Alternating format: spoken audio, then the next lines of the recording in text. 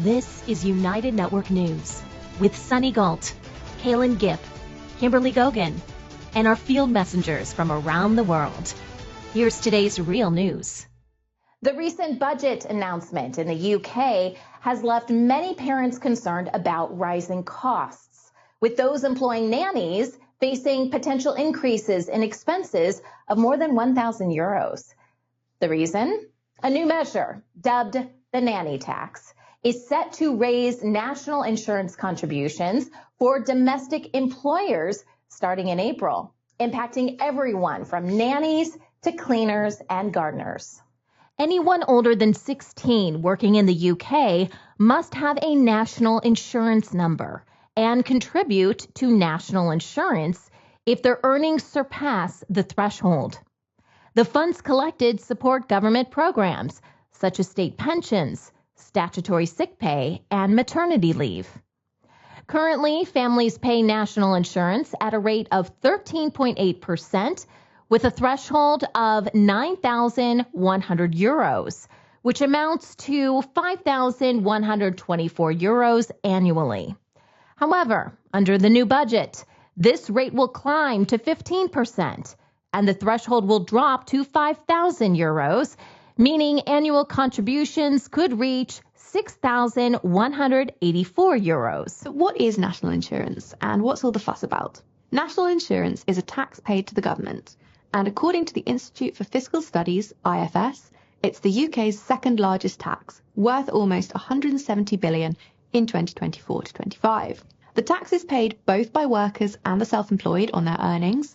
Employers, aka companies, also pay the tax on the wages they pay their staff. More simply, it's something of a second form of income tax, but historically was linked to a worker's entitlement to claim the state pension. This link is much weakened now. While the new policy primarily targets businesses, it will also affect parents who employ nannies. Many families depend on nannies out of necessity rather than luxury. Despite the increase in the employment allowance, it doesn't benefit parents hiring nannies, as domestic staff are excluded. Also, if a nanny's hours decrease, bringing their earnings below the new minimum wage, families could face even higher expenses. The national living wage for those older than 21 is set to rise, bringing more financial stress for parents. Nanny Tax's annual salary index report shows that last year, nanny salaries outside London jumped by 12%, while in London, they rose by 8%. And that's not all. Childcare costs are climbing, adding more pressure on working parents, especially moms, who often shoulder these expenses. With these rising costs, there is a risk that parents, particularly single parents and mothers, might be pushed out of the workforce. These financial burdens make childcare harder for families to handle. £15,000. That's roughly how much it'll cost most parents for a full-time nursery place for a child under the age of 2. For a single parent on minimum wage, that's almost 2/3 of your wage gone before you've even paid rent and bills. And the cost has actually gone up by about £750 in the last year, according to one charity. It makes the UK one of the most expensive places for childcare in the developed world. So how far behind is the UK compared to other European countries? In Germany, childcare is free from birth in some cities, and in Nordic countries like Sweden and Iceland, they have a subsidised childcare system in place for young children. The government is encouraging parents to use government-funded childcare. However, campaigners argue the resources just aren't there. Quorum, a children's charity, points out that fewer than a third of councils have enough nursery spots for kids under 2. According to government estimates, 70,000 new nursery places must be created by next fall to keep up with demand. The pandemic has already left its mark with lasting economic impacts, like nursery closures and increased pressure for in-office work. Ofsted data shows a concerning trend, with nearly 200 nurseries closing by September 2024 due to underfunding issues, especially in education for younger children. Don't hurt yourself, that's it. Whether it's building, counting, sharing, the early years are critical when it comes to setting children up for the next steps at school and beyond. But with living costs rising, nurseries like this one find parents are cutting back their hours, with children only coming in when they're eligible for government funding at age 3. It's quite soul destroying because I think we do such a good job here. They seem to wait until it's funded. And that's had a huge impact. I did recently increase my fees, a very small amount, but it doesn't reflect the fact there's only 2 children or 3 children that are actually only just doing 2 sessions a week. So what impact has all this had on your finances? I've had to put money in. I've had to reduce staff costs. And all the staff had to drop a session. I do everything for this nursery. Always have. I'm very passionate about it. But I have to be realistic that if I can't make ends meet, I will have to close. The increase in the nanny tax places additional financial strain on parents already balancing work and family life. As childcare costs and living expenses increase, managing finances becomes more challenging for families. Many, especially single parents and mothers, might find themselves facing a tough choice between continuing to work or staying home to care for their children. Pottery is a treasured craft in Romania, steeped in ancient traditions. UNN Field Messenger Monica shows us how clay is transformed into captivating works of art. Hello, I'm Field Messenger Monica, reporting from Horezu in Romania for United Network News. Pottery is a craft that we Romanians have inherited from the depths of time from ancestors of ancestors. Different tools were used for each of the main stages of clay preparation before firing: leavening, kneading, shaping, drying, decorating, and the potter's wheel played a special role. Leavening of the clay is the process by which, after extracting clay of the best quality from certain places, it is left to settle for several weeks, during which it is ground and moistened with water at certain intervals. The clay is then cut into large pieces, moistened with water, and beaten with a wooden tool in the shape of a short-tailed shovel, similar to the one used to beat laundry when it is washed. Clay kneading is the process by which cut pieces of clay are placed on a wooden platform and repeatedly kneaded with the feet and then with the hands until it has a creamy appearance. The clay is then cut into slices with a special tool and kneaded and beaten again to obtain a homogeneous paste. When the potter feels that the paste is smooth, he divides it into rounded lumps of equal size. These first 2 steps, leavening and kneading, are among the most laborious and tedious, but also the most important to ensure the quality of the products. Next comes the modeling of the clay. At this stage, it is very important to coordinate the speed of the wheel with the gentle pressing of the lumps of clay and the gradual, patient shaping of the clay. A piece of wood, called a comb, is used to smooth and finish the walls. This is a fascinating stage to watch. It is so amazing to see the clay go through the different geometric shapes: sphere, cone, cylinder. After modeling, the next step is drying and firing. Once modeled, the pots are left to dry in the shade for a few days. They are then placed in the kiln. The final stage is the decoration of the pots. The most common decoration technique uses a cow horn with a goose feather at the top. Through the horn, the color flows through the feather. It works like a real quill. All the colors used are natural. Fine decorations can be made with a thin boar hair brush. There is a story behind each drawing. and the potters can tell you for hours about the blue fish swimming in the enamel on a plate hanging on the wall, or the famous Horezu rooster, the one that heralds the victory of light over darkness, the tree of life, or the spike of wheat. This piece of earth and soul, of clay fired in the hot colors of an ancient tradition, emits a vibration, speaks directly to our hearts. Thank you for watching. Bye. The Zim Family Festival in Harare, Zimbabwe offers a day of enjoyment for everyone, with many activities, music and food. UNN Field Messenger Owen captures the festival's excitement. Hi, this is Owen, a Field Messenger for United Network News, reporting from Harare, Zimbabwe. I would love to share with you today the recent Zim Family Festival. This fundraising event, organized by Hellenic School, was attended by more than 5,000 visitors and was a wonderful day of family fun for everyone. There was a huge kids zone with water slides, dunking bins, jumping castles, and so much to keep the kids entertained throughout the day. There was a food zone ensuring no one went hungry. Then the main attraction was the music, with world-famous groups such as Mafiki Zolo, Mango Groove and Sunset Sweatshop, as well as local talent Tami Moyo and Pendo Mazorte.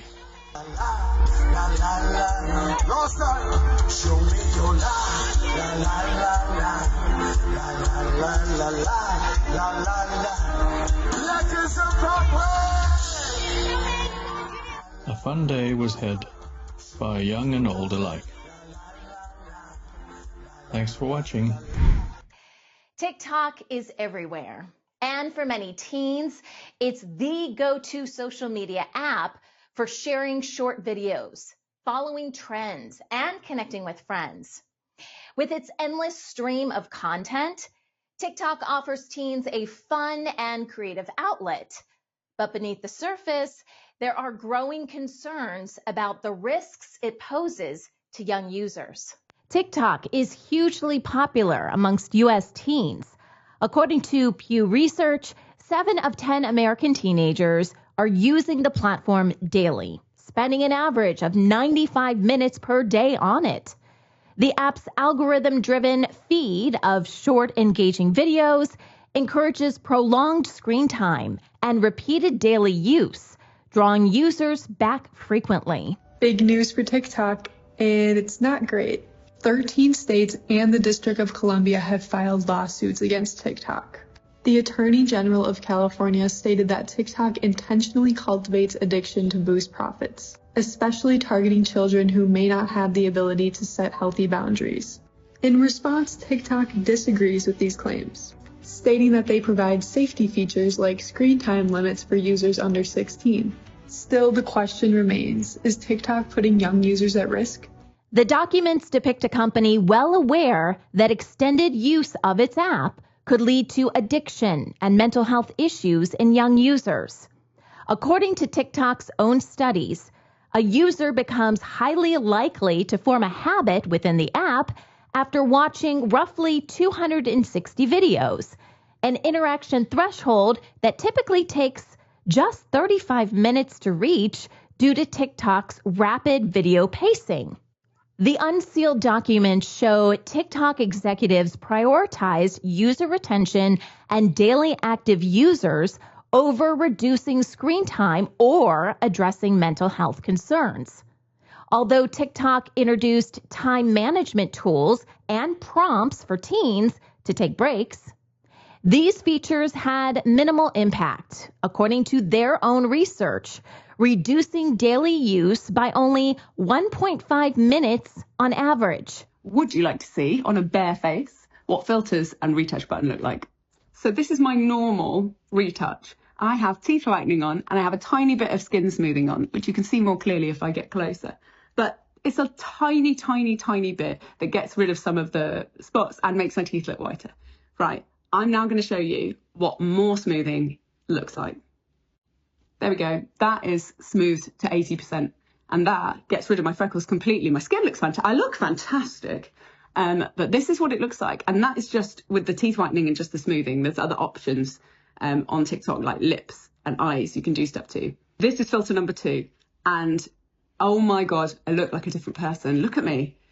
My nose is different. I've got contouring highlights. It's changed the proportions of my eyes to my lips. I think it's got lip filler in it. You can still see my little spot. But that's another one.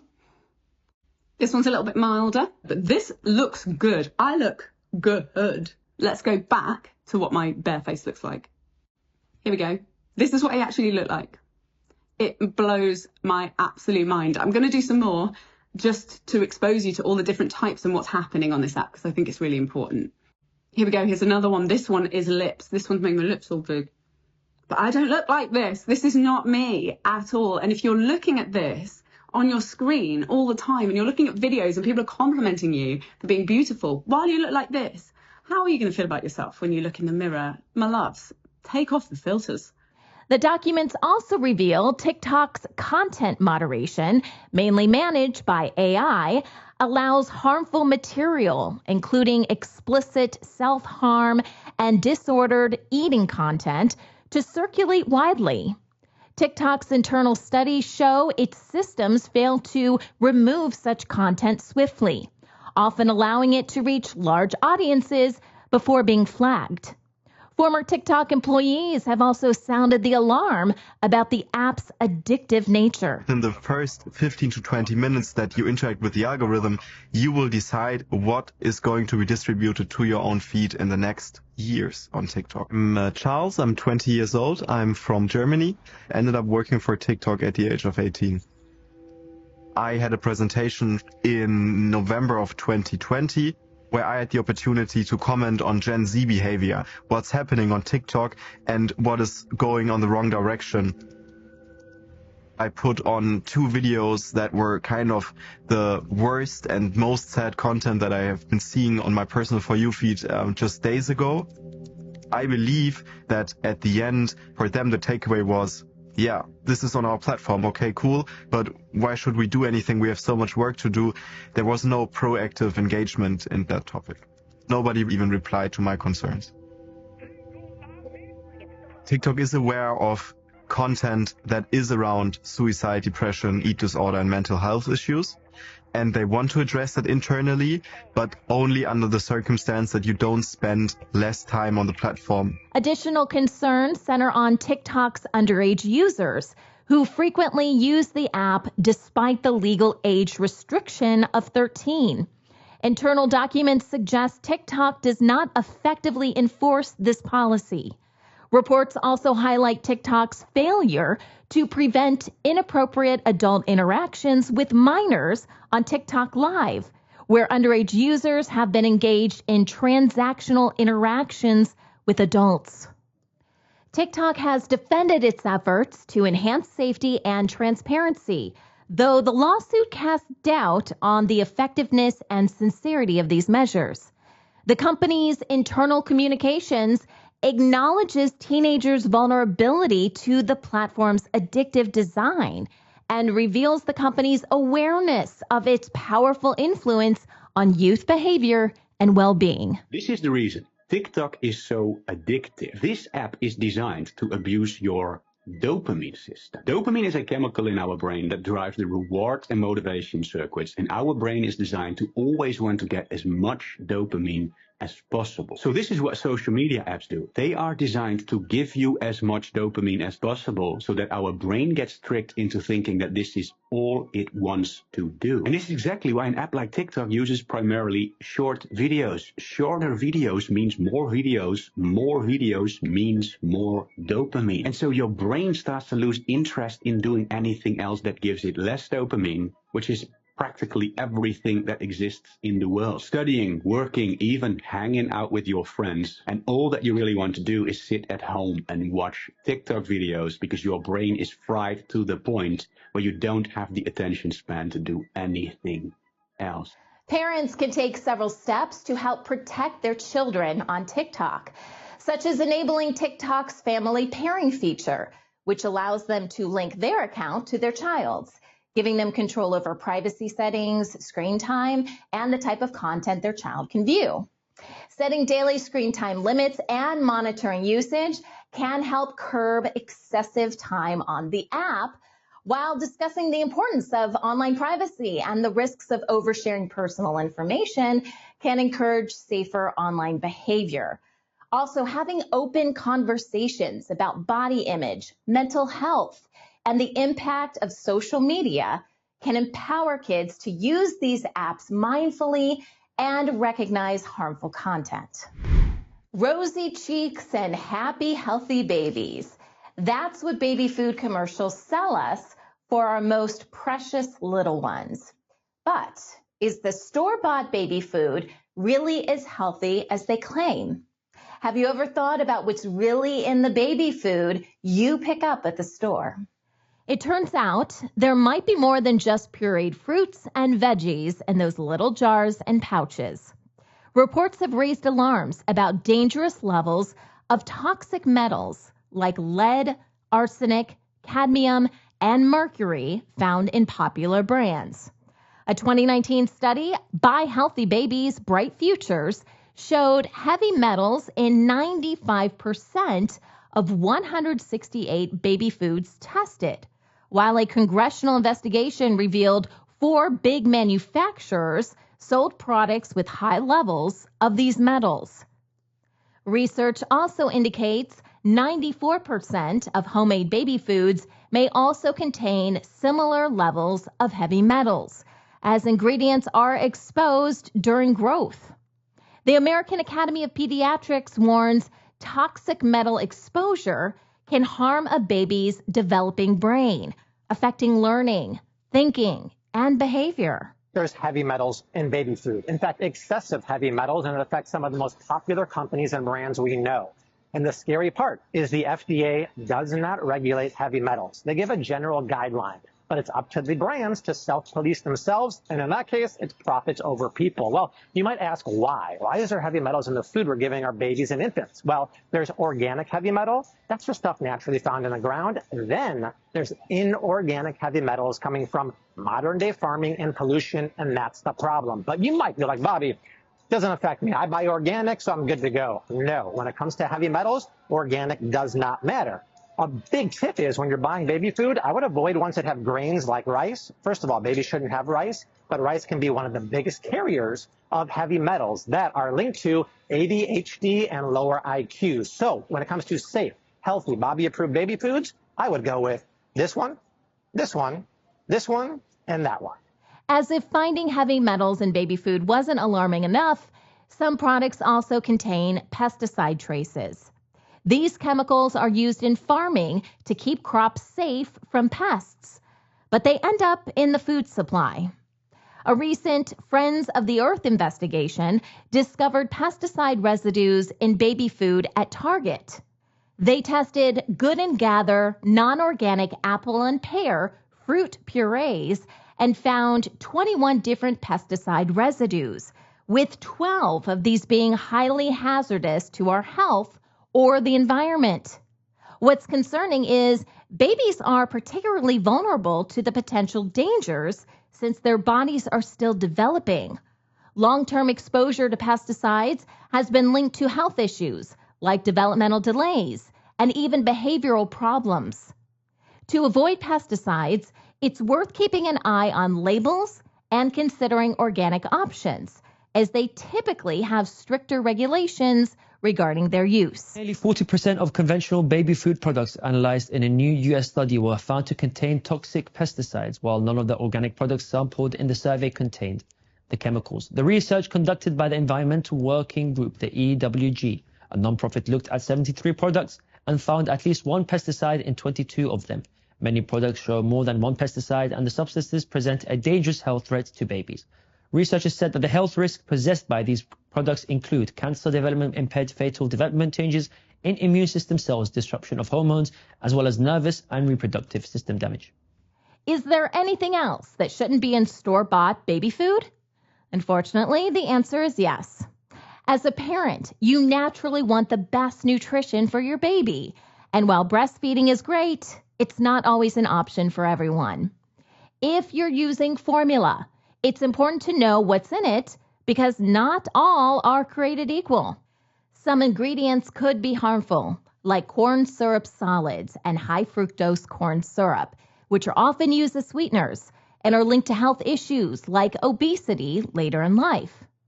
Soy protein isolate contains phytoestrogens that might affect hormone levels. Palm oil, often used to mimic breast milk's fat, can cause harder stools and constipation. Formulas may also contain DHA and ARA, omega-3 and omega-6 fatty acids, important for infant brain and eye development. However, the synthetic versions are less beneficial than their natural counterparts. Carrageenan, a thickening agent, may trigger inflammation, so it's best to avoid it. What in the world? I cannot believe it. This is Infamil, guys. Rena, did you give this to your baby? Yeah, what's the problem? Look at the ingredients. What? 47% corn syrup solids. Oh my gosh. No way. Hello. Okay, wait. This is really dangerous. Now I have to check what my other formulas. This is crazy. Hold on. Okay. The first ingredient is corn syrup. That's really useful. Okay, come with me here. That's almost half. Oh my gosh. Okay. Shocked if the other ones also have the first ingredient. Well, this is the same one. That's Infamil. Okay. Corn syrup. What in the world? I cannot believe it. This is Infamil, guys. Don't tell me it's the same thing here. I wonder. That's a Gentle Ease one. Okay, my energy healer is here, by the way, so that's why I'm exploring this now. Okay, what's in this one? Non-fat milk. Okay. And vegetable oil is the second one. Oh my gosh. Did you guys know this about formula? Just learned this today. There's also microplastics, another unseen issue with store-bought baby food. It's often found in disposable plastic food pouches. Researchers in Poland found microplastics in every infant formula product they tested, showing a concerning level of contamination that may pose health risks to young children. According to other studies, microplastics are found in other baby food products as well. For those that haven't seen my other videos, here are some of the reasons why I've never trusted these squeezy pouches. Food contact plastic has literally hundreds of chemicals that have been proven to leach out that cause cancer, DNA damage, or endocrine disruption. Baby food pouches come in disposable packaging, and inherently, since it's disposable, manufacturers will use the cheapest possible materials because they know you're just going to throw it away. Plastic is bad on its own and leaches both microplastics and those toxic chemicals even when it's cold. However, when plastic gets hot, it leaches exponentially more. And guess what? All those baby food pouches are cooked and pasteurized in those plastic pouches. The only exception would be baby food pouches that are stored in the refrigerated section. This study was actually a lot larger than the last one, all right? This one took 79 samples. They did pre-packed food purees, right? The ones containing fruit, meat, rice, pasta. They also did pre-packed yogurts. They also got empty reusable pouches that had purchased from Amazon. They purchased all of these food purees from the biggest brands available on both Amazon and in major stores in Australia. And what did they find? They found 4 different bisphenols and 5 phthalates. And some of them today are banned in children's products here in the United States and banned from food packaging in Europe. And there were 23 non-intentionally added substances. They said, considering that infants are in their important stage of development, such exposure may lead to adverse effects on infant and human development. They then go on to say that the estimated exposure from consuming 1 pouch of food per day may exceed the threshold of toxicological concern established based on the Kramer classification. Basically, just 1 pouch a day exceeds toxicity standards for your babies. We all have the right to food free of harmful chemicals. Children are especially vulnerable because their brains and bodies develop quickly. Choosing organic brands, researching baby food manufacturers, and preparing homemade meals using fresh organic ingredients can significantly reduce exposure to these substances. For low-income families, the Women, Infants, and Children program provides federal grants for mothers and children under 5 in the U.S. Also advocating for stricter regulations and transparency within the baby food industry can help make products safer for everyone. At Ramy Farm in Chester, New Jersey, visitors can enjoy activities like apple and pumpkin picking. UNN Field Messenger Amy shows us different apple varieties and the tasty creations you can make with them. Field Messenger Amy, reporting for UNN from Chester, New Jersey. And today we're at Ramy Farm, where we're going to do apple picking. And behind me, you can see they actually have flowers you can pick and some fruit and vegetables that you can pick for yourself also. There's lots of farms in New Jersey, but today we're at Ramy. So we grabbed a wagon and we're off to go pick some apples. And all these alleys are labeled. You can see there's a number. These are Red Max. We have Freedom apples. We have Golden Delicious apples down here. They have Cortland apples. And more as you go all the way up. They're all labeled. So these are smoothie apples on this tree, which is a Golden Delicious variety, and it's a lot sweeter. So this is the stick I'm going to use to get the ones up high. You can see this is like a claw at the top. You put the top of the apple, the stem, through the claw, and then twist it, and then it should fall right in the basket. So I've never done this before, so let's see if this works.